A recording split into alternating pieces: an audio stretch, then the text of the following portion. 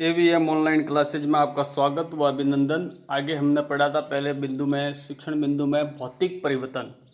अब अगला बिंदु है अपना रासायनिक परिवर्तन। रासायनिक परिवर्तन, लोहे में जंग लगना एक ऐसा परिवर्तन है जिससे आप भली भांति परिचित हैं। जैसे आप सभी ने देखा ही है कि बरसात के दिनों में जो खुला पड़ा हुआ लोहा है उसके ऊपर एक भूरे रंग का पदार्थ छड़ जाता है। क्या हो जाती है? जंग लगना। क्या लग जाती है? जंग लग जाती है। तो ये क्या है? एक प्रकार का रासायनिक परिवर्तन है। आप लोहे के एक टुकड़े को कुछ दिनों के लिए खुले में छोड़ दें तो इस पर भूरे रंग के पदार्थ की परत जम जाती है। यह पदार्थ जंग कहलाता है। ये भूरे रंग की पदार्थ होती है, इसी को जंग कहा जाता है। और यह प्रक्रम जंग लगना कहलाता है। और ये क्रिया क्या कहलाएगी? जंग लगना। पार्क अथवा लॉन आदि के लोहे के दरवाजे अथवा बगीचों या पार्क आदि में रखी लोहे की बेंच और लोहे की लगभग कोई भी वस्तु जो खुले में रखी रहती हैं में जंग लग जाती है। आप कोई भी वस्तु होगी जो खुले में रहती है, अपने खिड़की दरवाजे वगैरह कोई भी, तो इसके ऊपर भूरे रंग की जंग अवश्य लगेगी। आपने देखा हो कि घर में रखी कुल्हाड़ी, हथौड़ा आदि को वायु में कुछ दिनों तक खुला रख देने पर उनमें जंग लग जाती है। रसोई में लोहे का गीला तवा कुछ समय तक खुला छोड़ देने पर उसमें जंग लग जाती है। जंग लोहा लोहा नहीं है। ये जंग होता है, ये लोहा नहीं है। जंग उस पदार्थ लोहे से भिन्न होती है जिस पर यह लगती है। आइए हम कुछ ऐसे और परिवर्तनों पर विचार करें जिनमें नए पदार्थ निर्मित होते हैं। जिसके अंदर नए पदार्थ निर्मित होते हैं उसे ही रासायनिक परिवर्तन कहेंगे। ये इसकी परिभाषा भी है। क्रियाकलाप 6.6, मैग्नीशियम की पतली पट्टी लेना या तार, उसके सिरों को साफ करके फिर जलाना, ये क्रियाकलाप द्वारा हम सिद्ध करेंगे। ये क्रियाकलाप हैं। मैग्नीशियम की पतली पट्टी या फीता अथवा तार का टुकड़ा लीजिए, इसके सिरों को रेगमाल से साफ कर लीजिए। इसके सिरे होते हैं दोनों ओर के, रेगमाल से साफ करना। सिरे को मोमबत्ती की लौ के पास लाइए, ये आपकी किताब में भी दिया गया है। यह चमकदार श्वेत सफ़ेद से प्रकाश देती हुई जलने लगेगी। कैसा प्रकाश देगी? चमकदार श्वेत, और जलने लगेगी। पूरी तरह जलने के बाद कुछ श्वेत भस्म पाउडर शेष रह जाती है। कुछ क्या रहेगी? श्वेत भस्म पाउडर के रूप में शेष रहेगी, बाकी वो पट्टी का जल जाएगी। क्या भस्म मैग्नीशियम के फीते जैसी लगती है? इस परिवर्तन को निम्नलिखित समीकरण द्वारा व्यक्त किया जा सकता है। जो आपके सामने लिखा गया है, जो समीकरण है, उसके द्वारा आप इसको व्यक्त कर सकते हैं। जैसे magnesium Mg plus oxygen O2 arrow magnesium oxide MgO, इस समीकरण द्वारा आप इसको प्रदर्शित कर सकते हैं। भस्म को एकत्रित करके उसमें जल का कुछ मात्रा मिलाइए। उस भस्म को एकत्रित करना और उसके अंदर कुछ जल की मात्रा मिलाना। मिश्रण जलीय विलय को अच्छी तरह से हिलाइए, फिर उस मिश्रण को अच्छी तरह से हिलाना। मिश्रण का लाल और नीले लिटमस पत्र से परीक्षण कीजिए। लाल और नीले लिटमस से उसका परीक्षण करके देखना, क्या मिश्रण लाल लिटमस को नीला कर देता है? क्या मिश्रण नीले लिटमस को लाल कर देता है? उसके रंग में परिवर्तन करता है क्या? इस परीक्षण के आधार पर आप जलीय विलय को किस रूप में वर्गीकृत करेंगे? अम्लीय अथवा क्षारकीय। भस्म को जल में घोलने, इससे क्या होगा? लिटमस से इसको क्षार या अम्लीय में आप इसका निर्धारण कर सकते हैं। भस्म को जल में घोलने पर यह नया पदार्थ बनाती है। इस भस्म को हम जल में घोलेंगे तो यह नया पदार्थ बनाती है। इस परिवर्तन को निम्नलिखित समीकरण के द्वारा लिखा जा सकता है। इसको भी एक समीकरण के द्वारा, भस्म को जब मिलाएंगे ना तो एक नया पदार्थ बनाएगी। तो क्या नया पदार्थ बनाएगी वो देखो। मैग्नीशियम ऑक्साइड MgO प्लस जल में घुल रहा है H2O, तो कौन सा पदार्थ बनेगा? Magnesium hydro oxide MgOH2। यहाँ पर भी नया पदार्थ बना दी, मैग्नीशियम ऑक्साइड MgO। अब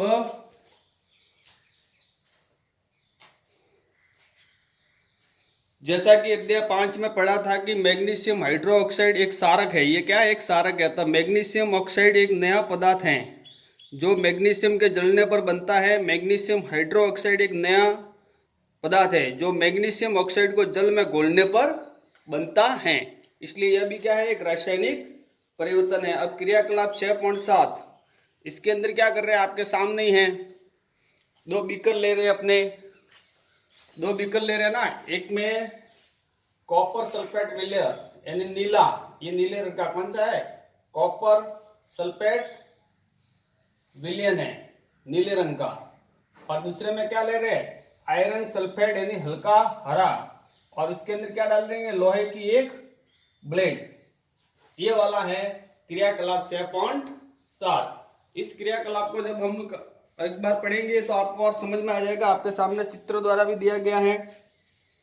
कांच के एक गिलास या कटोरे अथवा चौड़े मुंह की बोतल में लगभग आधा कप पानी लेकर उसमें एक चम्मच कॉपर सल्फेट नीला थोथा घोल लीजिए। पहले वाले में इस विलय में तनु सल्फ्यूरिक अम्ल की कुछ बूंदें मिलाइए।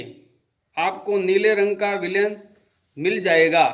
पहले वाले में एक परत नली अथवा कांच की छोटी बोतल में विलयन का थोड़ा सा नमूना बचा लीजिए।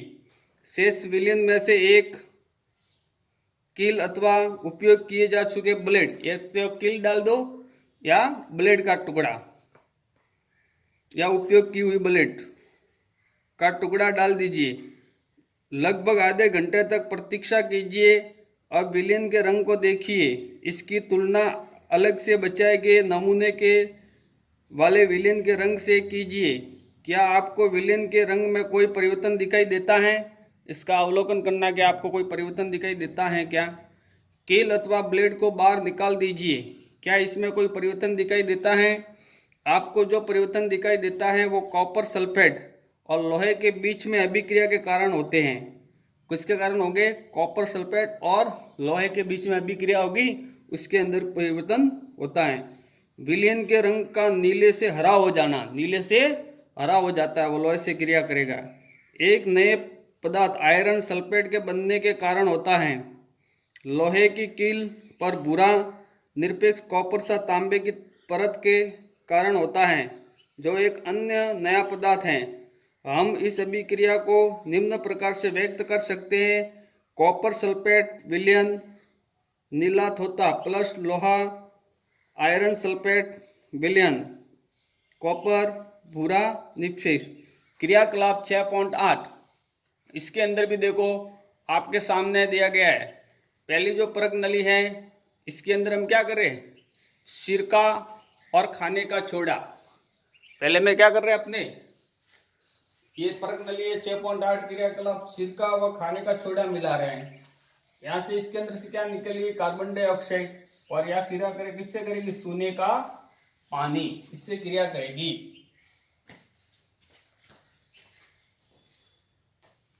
किसी परत नली में लगभग 1 चम्मच सिरका लीजिए।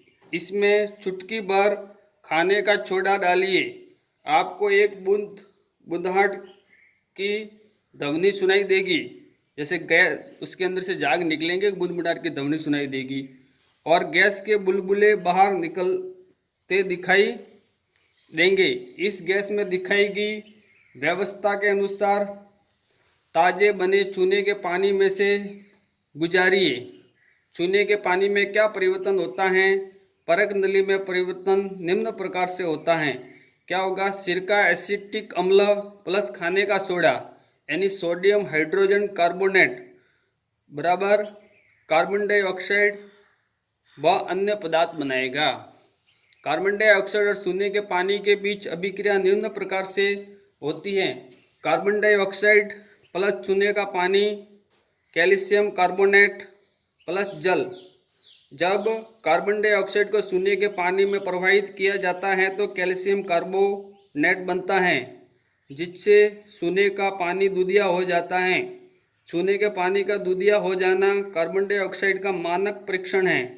आप इसका उपयोग अध्याय 10 में यह दिखाने के लिए करेंगे कि हम श्वसन में जो वायु बाहर निकालते हैं उसमें कार्बन डाइऑक्साइड की मात्रा अधिक होती है।